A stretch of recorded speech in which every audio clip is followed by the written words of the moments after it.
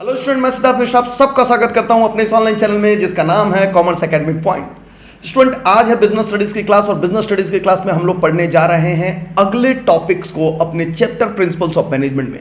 Student, last class में हम लोगों ने प्रिंसिपल्स ऑफ मैनेजमेंट के अंदर फ्यूल के 14 प्रिंसिपल को पढ़ लिया था, पूरी तरीके से कंप्लीट कर लिया था। और फ्यूल के प्रिंसिपल्स में हम लोगों ने क्या एक चीज समझी थी कि सर फ्यूल्स के हिसाब से ऑर्गेनाइजेशन चाहे छोटा हो बड़ा हो, जो भी ऑर्गेनाइजेशन हो, ये 14 प्रिंसिपल्स फिट बैठते हैं। इसलिए हर ऑर्गेनाइजेशन को ये 14 प्रिंसिपल्स को फॉलो करना चाहिए। और उनका मानना था कि अगर ऑर्गेनाइजेशंस इस प्रकार के 14 प्रिंसिपल्स को फॉलो करें तो उसको वैसा ही फायदा होगा जैसा फ्यूल कह रहे हैं। मगर आज हम लोग स्टार्ट करने वाले, इसीलिए हम लोग बच्चे फ्यूल के प्रिंसिपल्स को जनरल प्रिंसिपल या बेसिक प्रिंसिपल्स कहते हैं, क्योंकि उनका मानना है हर ऑर्गेनाइजेशन में आप इसे लगा सकते हो। लेकिन जो आज हम लोग डिस्कस करने वाले हैं उसका नाम है साइंटिफिक प्रिंसिपल्स ऑफ मैनेजमेंट। और इसके जो रचयिता है बच्चे, मैं रचयिता बोल रहा हूं, यानी कि जो इसको जन्म दिया है, साइंटिफिक मैनेजमेंट की थ्योरी को जन्म दिया है, फादर ऑफ साइंटिफिक मैनेजमेंट को जिसको हम लोग कह सकते हैं, वो है बच्चे आपके टेलर, FW टेलर। इन्होंने क्या बोला और कैसे अलग बोला फ्यूल्स के 14 प्रिंसिपल से।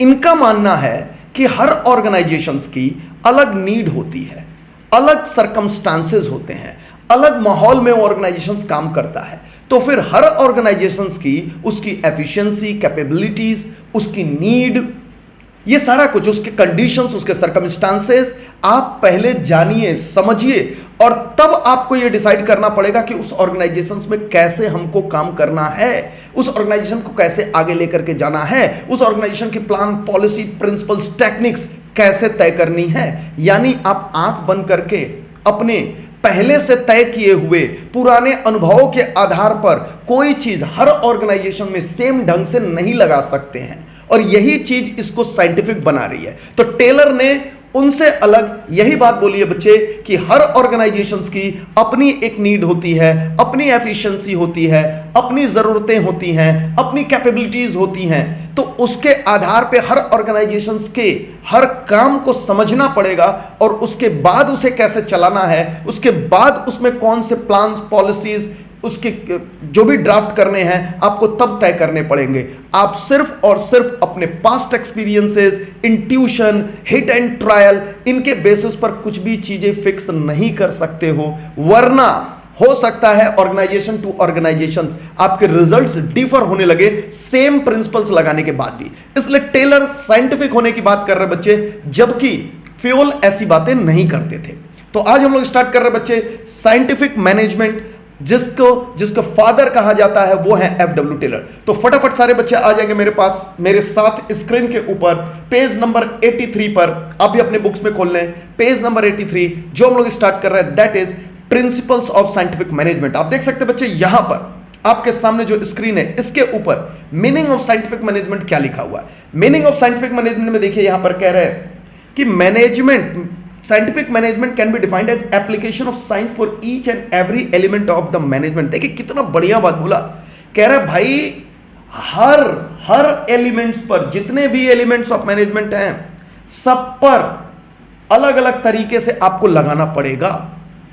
और यहां पर कई सारे लोग हैं जो मैं सिर्फ और सिर्फ FW टेलर का ही डेफिनेशंस पढ़ना चाहूंगा, जो साइंटिफिक मैनेजमेंट के ऊपर थ्योरी दिए हैं, क्योंकि यही फादर है साइंटिफिक मैनेजमेंट की थ्योरी। क्योंकि इनकी थ्योरी मैं चाहूंगा कि आप सारे बच्चे मेरे साथ पढ़ें, जो कि यहां पर देखिए कह रहे हैं scientific management means knowing exactly, yes यहां से मैं लेकर के आना चाहता हूं बच्चे, कह रहा है exactly what you want men to do.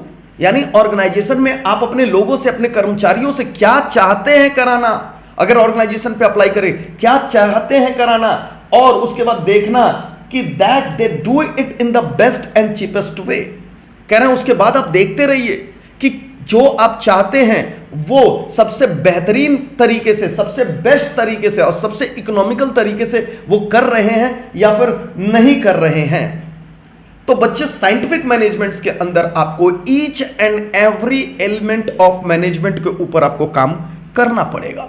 और जब हम लोग इनके प्रिंसिपल्स पढ़ेंगे तो आपको वो सारी कही गई बातें बिल्कुल साफ नजर आएगी, जो मैं आज क्लास के शुरुआत में आपको समझा रहा था कि जो ये समझाने की कोशिश करते हैं कि भैया आप हर ऑर्गेनाइजेशंस के अलग कंडीशंस को समझिए, अलग माहौल को समझिए, अलग सर्कमस्टांसेस को समझिए, उसके एफिशिएंसीज को समझिए, उसके नीड को समझिए, तब जा करके कोई चीज आप लागू करिए।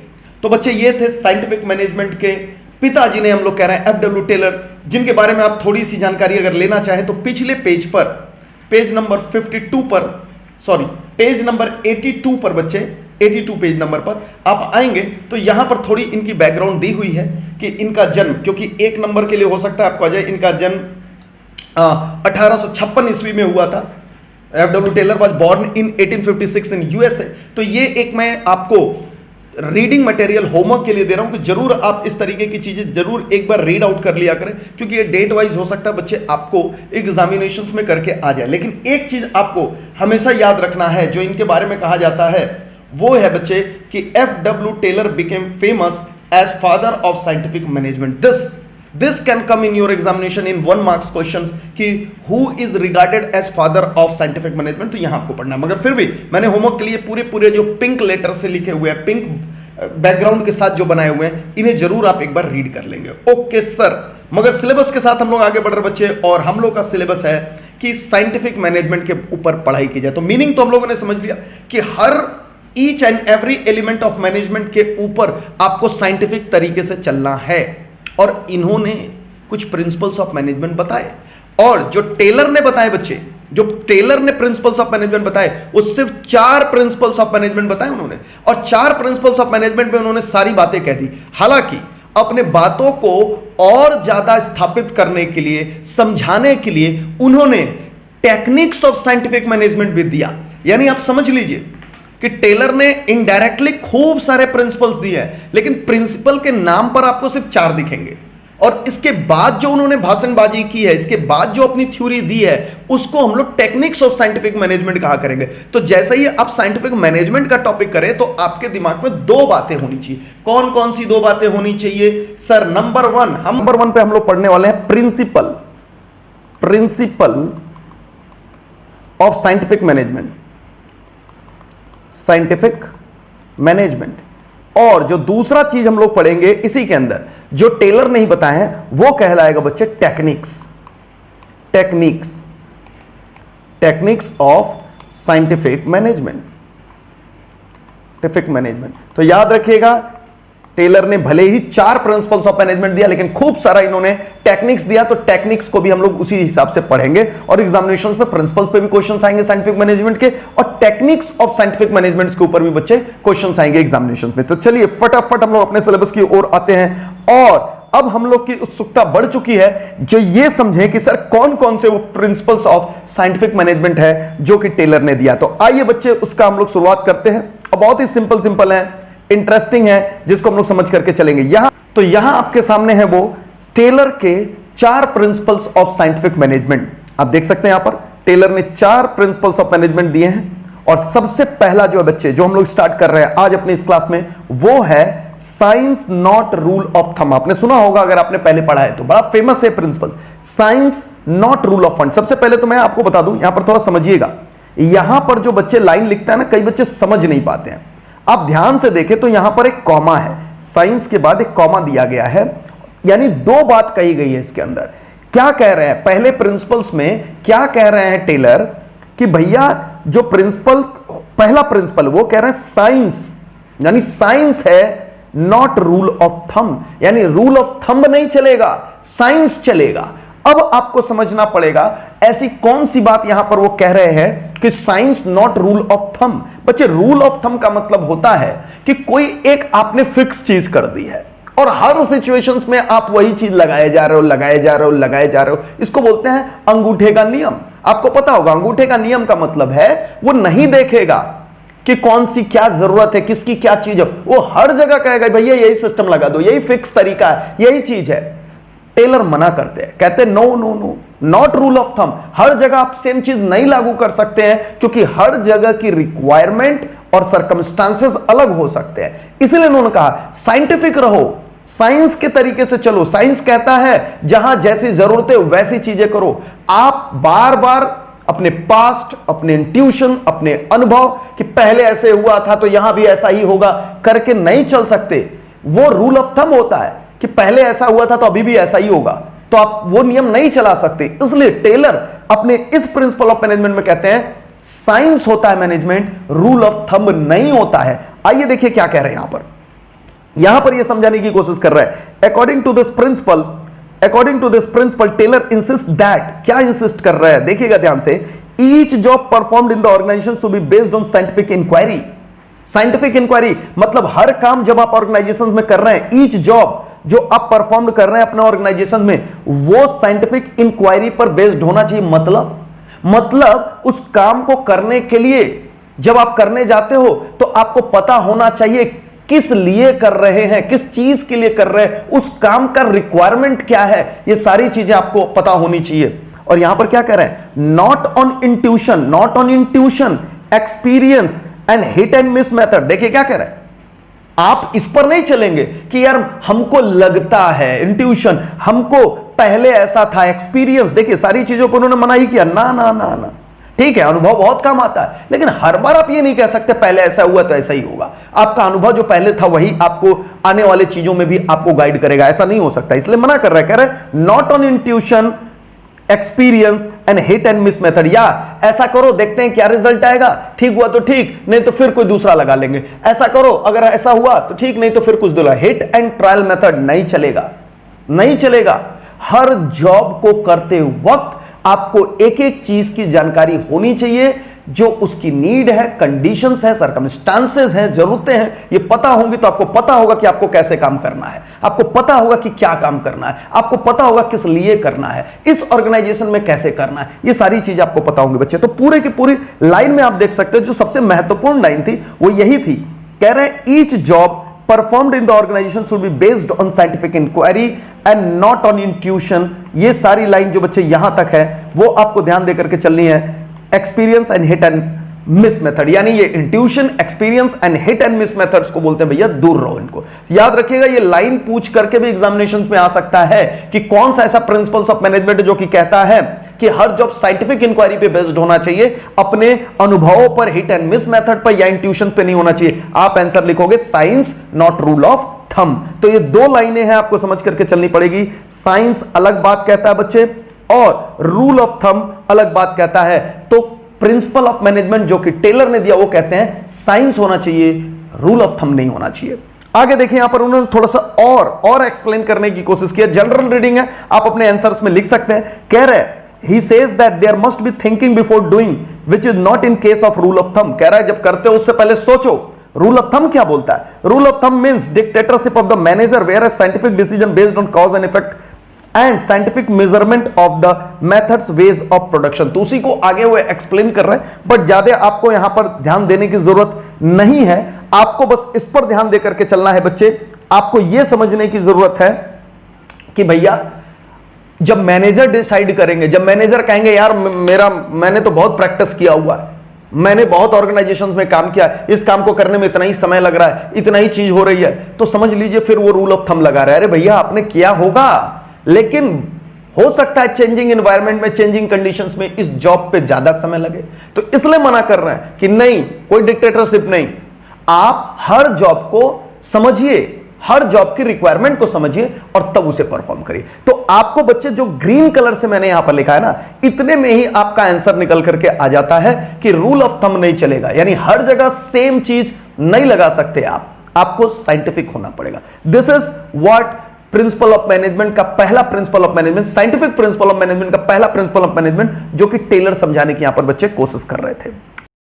तो स्टूडेंट इसके बाद हम लोग पढ़ रहे हैं इसके कीवर्ड्स को। आइए नीचे चलते हैं अगले पेज पे जहां पर इसके कीवर्ड्स लिखे हैं। और मैं पहले भी आपको बता चुका हूं कि कीवर्ड्स क्यों इंपॉर्टेंट है। बच्चे कीवर्ड्स इसलिए इंपॉर्टेंट है क्योंकि कीवर्ड्स से ही हम लोगों को केस स्टडीज के अंदर अगर ये शब्द मिलते हैं तो उसे आइडेंटिफाई करने में मदद मिलती है कि आखिर ये कौन सा प्रिंसिपल या टॉपिक या कोई सा भी जो कंसेप्ट लागू हो रहा है हमारे दिए हुए केस स्टडीज में, वो पकड़ने में मदद मिलती है। तो science not rule of thumb के क्या क्या यहां पर कीवर्ड्स हैं।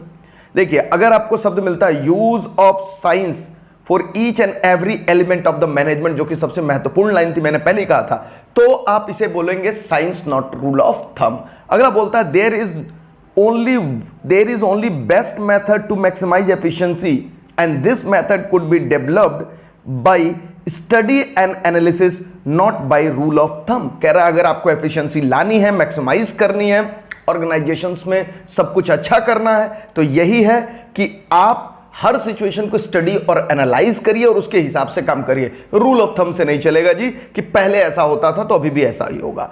चलिए आगे कह रहा manager should not take decision based on his intuition, will और एक्सपीरियंस। कह रहा है कि मुझे लगा, मेरा ये अनुभव है या मेरी इच्छा है, इन बेसिस पर आप डिसीजंस नहीं ले सकते।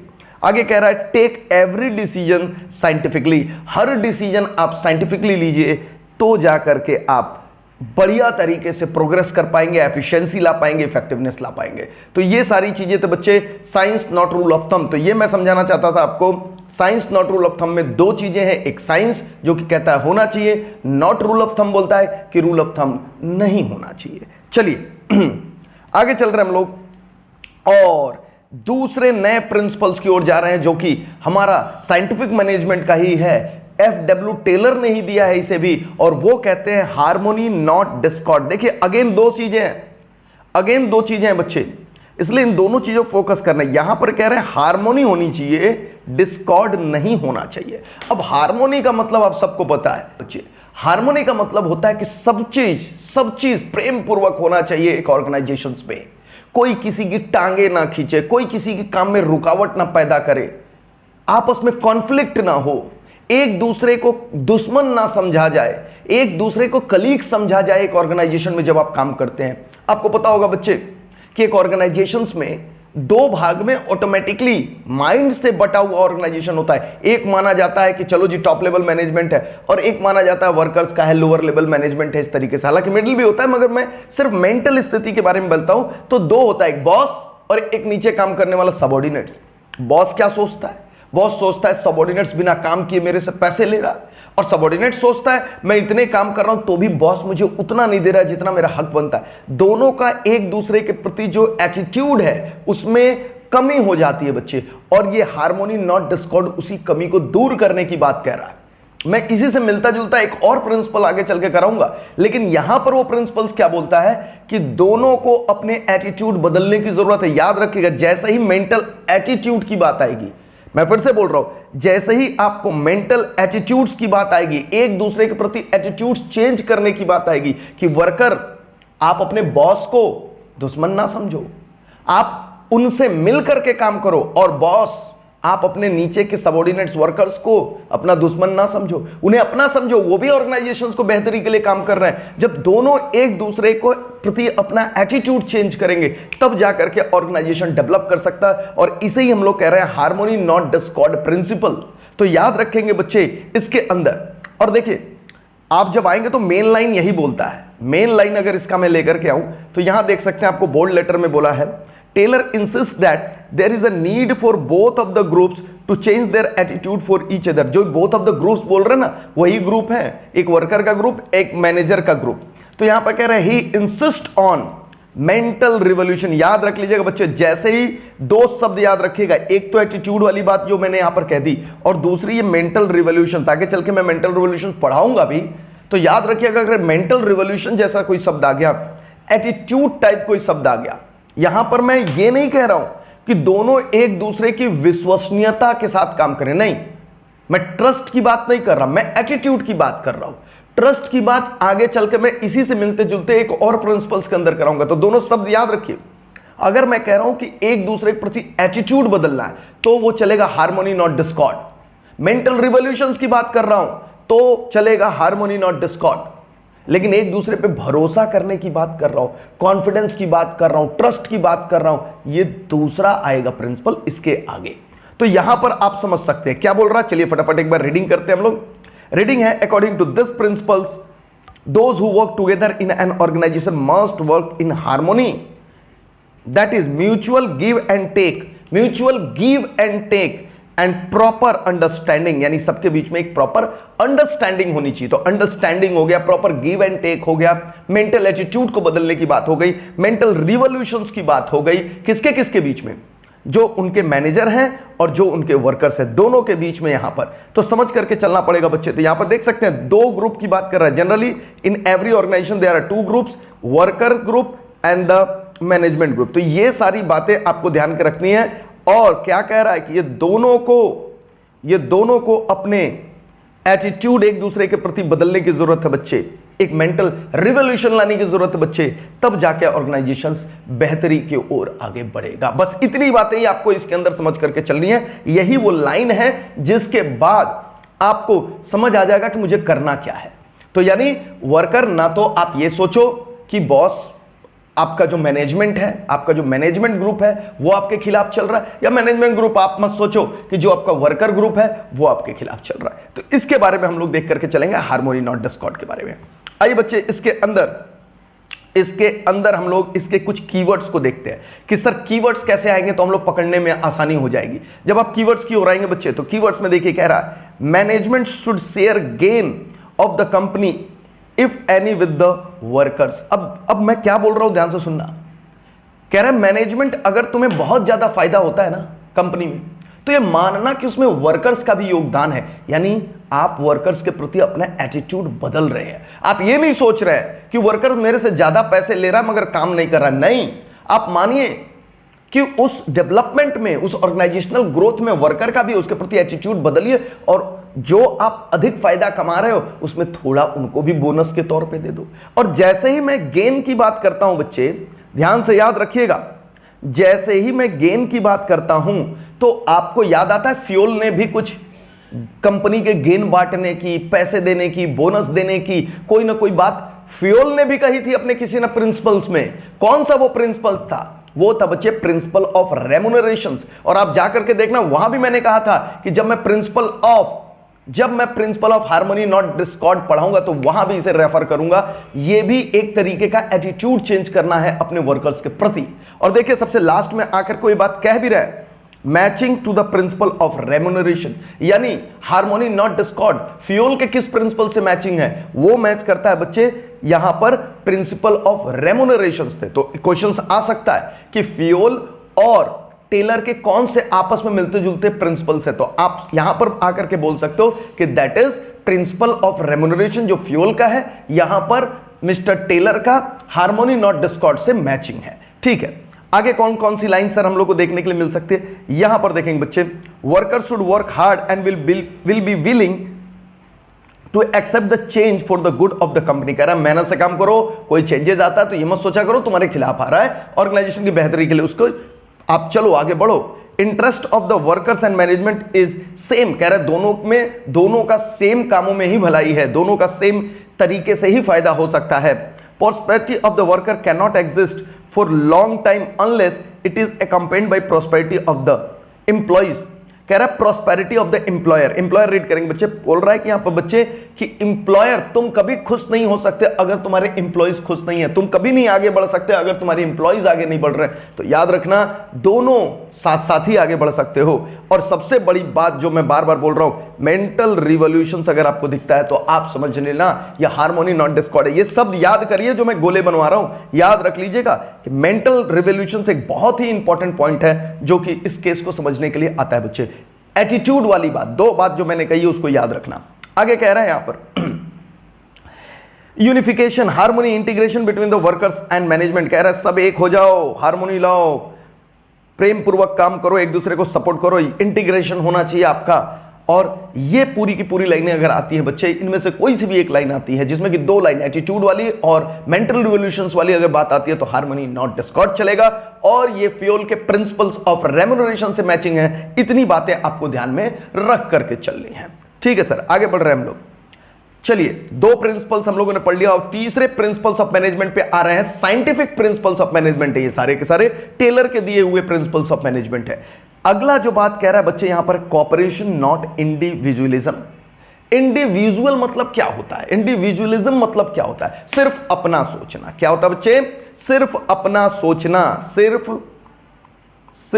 अपना, जिसको हम लोग सेल्फिश भी कहते हैं, सिर्फ अपना, अपना सोचना। तो क्या लगता है ये प्रिंसिपल क्या कहता होगा?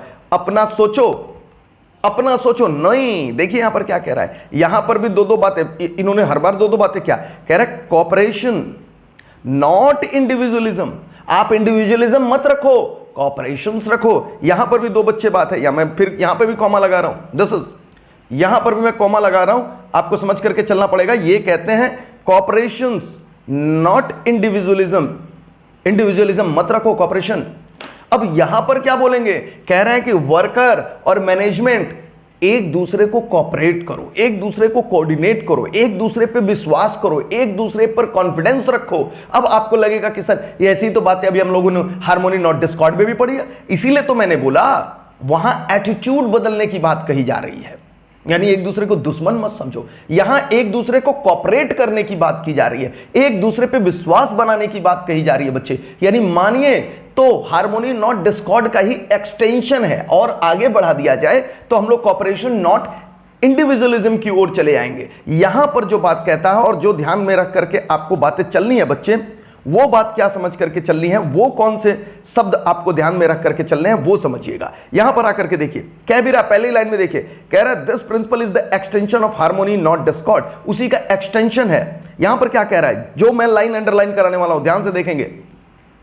According to this principle work must be carried out in cooperation with each other, एक दूसरे की मदद के ऊपर बात कही गई है, with mutual confidence and understanding for each other. बस जैसे ही ये सारी लाइनें आपको दिखने लगी, mutual confidence and understanding, trust, इन सारी बातों को जैसे बच्चे आ गया आप समझ लेना कि ये क्या है, ये है कॉपरेशन नॉट इंडिविजुअलिज्म। वहां पर एटीट्यूड बदलने की बात कही गई, कहा गया एक दूसरे के प्रति कोई बुरी फीलिंग मत रखो। यहां एक दूसरे को मदद करने की बात कही जा रही है, एक दूसरे पे भरोसा करने की बात कही जा रही है। इसलिए दोनों में ये सारी चीजें थोड़ी सी अलग आती है, हालांकि मिलते जुलते प्रोविजन से, इसलिए मैं सब याद करा हूं।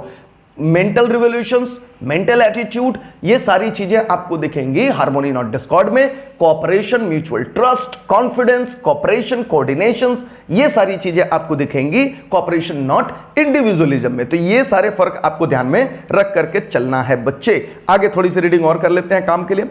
Workers and manager must work in cooperation, देख रहे हैं आप सारी चीजें, मस्ट वर्क इन कॉपरेशंस, बस इतना ध्यान देकर के आपको चलना है। इतनी लाइनें अगर आपने पढ़ लिया तो कॉपरेशन नॉट इंडिविजुअलिज्म आप आसानी से अपने केस स्टडीज में पकड़ लोगे और इसे लिख भी लोगे। आपको बता दूं केस स्टडीज के ही ज्यादा चांसेस होते हैं बच्चे।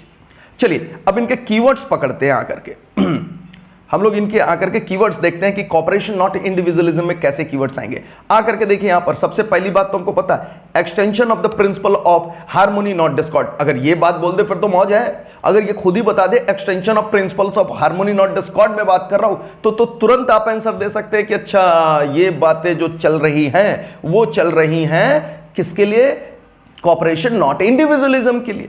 आगे कह रहा है welcome suggestions of employees. Yes, अगर आप एम्प्लॉइज के सजेशंस ले रहे हो ना बच्चे, सजेशंस ले रहे हो तो एक तरीके से आप उनको वैल्यू कर रहे हो, आप उनको वैल्यू कर रहे हो, आप उनको एक और आप अगर बात बोलोगे कि उनके इनिशिएटिव्स की आप इज्जत कर रहे हो, आप उन पर विश्वास करते हो तभी तो उनके सजेशंस लोगे, आप उनमें कॉन्फिडेंस रखते हो तभी तो आप उनसे सजेशंस लोगे। तो कहीं ना कहीं म्यूचुअल कॉन्फिडेंस एंड ट्रस्ट वाली बात आती है, इसलिए आप सजेशंस लेते हो। क्या चलेगा, cooperation not individualism. Reward employees for their suggestions, उनके सजेशंस के लिए आप उन्हें रिवार्ड दें।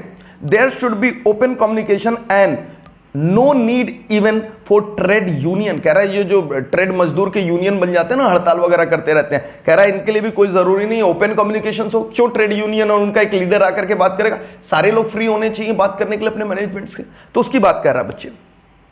और पैटर्नलिस्टिक स्टाइल ऑफ मैनेजमेंट चलेगा यहां पर, पैटर्नलिस्टिक स्टाइल ऑफ मैनेजमेंट यानी एक जैसे क्या बोलते हैं एक पैटर्न से फॉलो करके चलना है बच्चे। ये सारी चीजें आपको देख करके चलनी है। आगे क्या बोल रहा है यहां पर, equal division of work and responsibility between management and worker.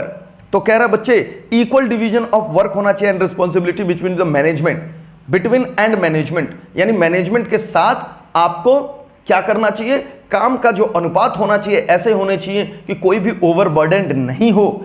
आगे कह रहा है management should work side by side with the worker. ये सारी बातें वही कर रहा है कॉपरेशंस के ऊपर, लेकिन जो दो बातें मैंने आपको बोली याद रखने के लिए, इन दोनों के बीच में जो डिफरेंसेस हैं मैं वापस से बता दूं आपको, मैं वापस से बता दूं बच्चे यहां पर कि जब आप बात करेंगे, याद रखिएगा, हार्मोनी, हार्मोनी नॉट डिस्कॉर्ड की, हार्मोनी नॉट डिस्कॉर्ड, तो बच्चे आपको कुछ शब्द ध्यान में रखने हैं। Mental revolution, mental revolution, attitude, ये सारे शब्द आपको ध्यान में रखने हैं। नो कॉन्फ्लिक्ट, नो कॉन्फ्लिक्ट, ये सारी चीजें रखनी है। लेकिन जैसे ही आप कॉपरेशन, कॉपरेशन नॉट इंडिविजुअलिज्म की ओर जाते हो बच्चे, not individualism,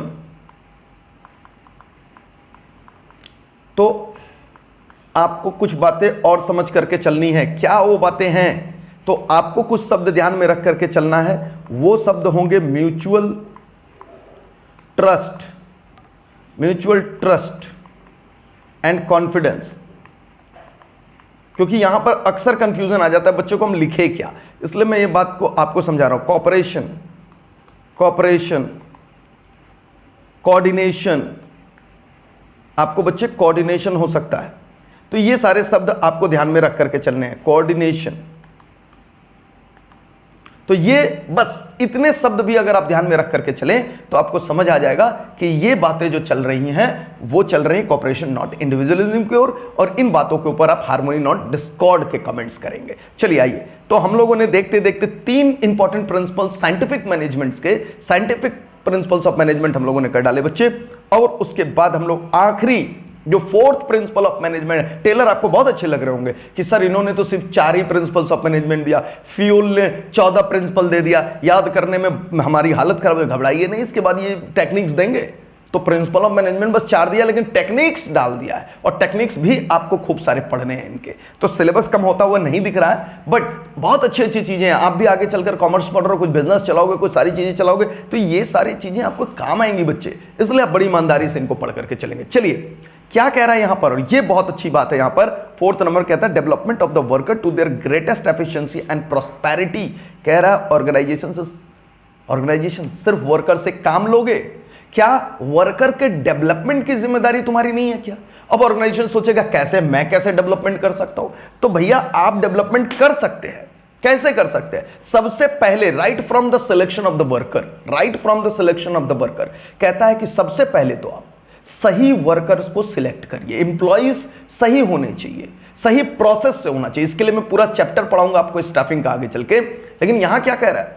selection of right person for the right job, सबसे पहला काम करो, तभी आप उन्हें डेवलप कर पाओगे। अगर आप गलत व्यक्ति को लेकर के आते हो, अपने चाचा, फूफा, मामा, इनके रिश्तेदार के बच्चों को जबरदस्ती बिना किसी स्किल के आपने घुसेड़ दिया ऑर्गेनाइजेशंस के अंदर, फिर आप उनके डेवलपमेंट की बात मत करिए। यानी सबसे पहले तो आप एक प्रॉपर व्यक्ति जो सही काम के लिए उचित हो उन्हें सिलेक्ट करिए, यानी right from the proper selection for the proper place. उसके बाद एक बार वो व्यक्ति आ गया, सही व्यक्ति, तो फिर आप उन्हें ट्रेनिंग के जरिए उनके साथ बहुत सारे आप कॉन्फ्रेंसेस करिए, बहुत सारे आपको सेमिनार्स अटेंड कराइए, उनको ट्रेनिंग दिलवाइए। ये सारी चीजें आप लगातार करते रहिए, उनका डेवलपमेंट हो जाएगा। जैसे आपने किसी इंप्लॉइज को ले लिया, बहुत अच्छा मेहनती है, काम कर सकता है, लेकिन उसे कंप्यूटर चलाना नहीं आता था, बाद में अब सारा काम कंप्यूटर पे हो रहा है, तो ये आपकी जिम्मेदारी है मैनेजमेंट, आप उन्हें कंप्यूटर चलाना सिखवाएं। ये नहीं कि उनको निकाल करके बाहर कर दे और बाद में आप कंप्यूटर सीखे हुए किसी और व्यक्ति, नहीं, आपने एक बार अगर उसको उस समय सही योग्य समझते हुए जॉब पे रख लिया, प्रॉपर सिलेक्शन था उनका, बाद में अगर नीड कोई बढ़ रही है और बाद में उनके अंदर एफिशिएंसी ऐड करने के लिए उनको किसी ट्रेनिंग की जरूरत है, तो मैनेजमेंट तुम करो ये काम ताकि वो एम्प्लॉय डेवलप हो सके। तनख्वाह तो बढ़नी बहुत अच्छी बात है, तनख्वाह बढ़नी बहुत अच्छी बात है, लेकिन उनके पोजीशंस में इंक्रीमेंट आए, उनके डिसीजन मेकिंग पावर में इंक्रीमेंट आए, उनके सोचने में, उनके स्किल में डेवलपमेंट आए, थ्रू ट्रेनिंग आप उनके एफिशिएंसी को बढ़ाओ। ये सारा काम कह रहा है बच्चे, development of worker to their greatest efficiency and prosperity, ताकि उनके अंदर जो सबसे ज्यादा एफिशिएंट चीज है वो बाहर निकल करके आ सके। आइए पढ़ते हैं इसके अंदर, देखिए क्या कह रहा है। यहां पर कह रहा है बच्चे, industrial efficiency depends upon the efficiency of the worker. कह रहा है अगर इंडस्ट्री की एफिशिएंसी चेक करनी है तो उनके कर्मचारियों के एफिशिएंसी जाकर के देखिए, अगर वो एफिशिएंट है तो इंडस्ट्री एफिशिएंट है, आगे कह रहा है बच्चे workers efficiency depends upon proper training and their selection. देखिए आगे यहां पर कह रहा है दो चीजों पर आपको जोर देना है, एक तो उनकी ट्रेनिंग पर और एक तो उनके सिलेक्शन पर। तो पहले तो सिलेक्शन होगा, बाद में ट्रेनिंग होगी।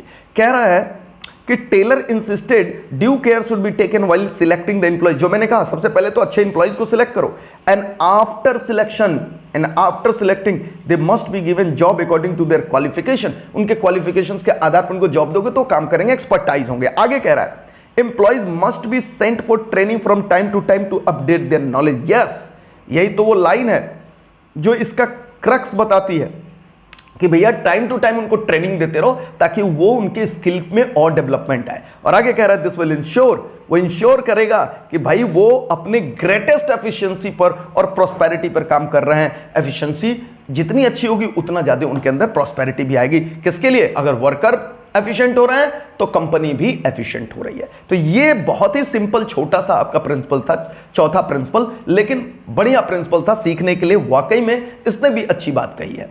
इनके कीवर्ड्स पे आते हैं बच्चे। कीवर्ड्स क्या कह रहा है? कीवर्ड्स कह रहा है यहां पर कि वर्कर ट्रेनिंग इज एसेंशियल। जैसे ट्रेनिंग की बात हुई आप समझ जाओगे कि वर्कर्स के डेवलपमेंट की बात हो रही है और तुरंत हम लोग के पास ये प्रिंसिपल आ जाएगा।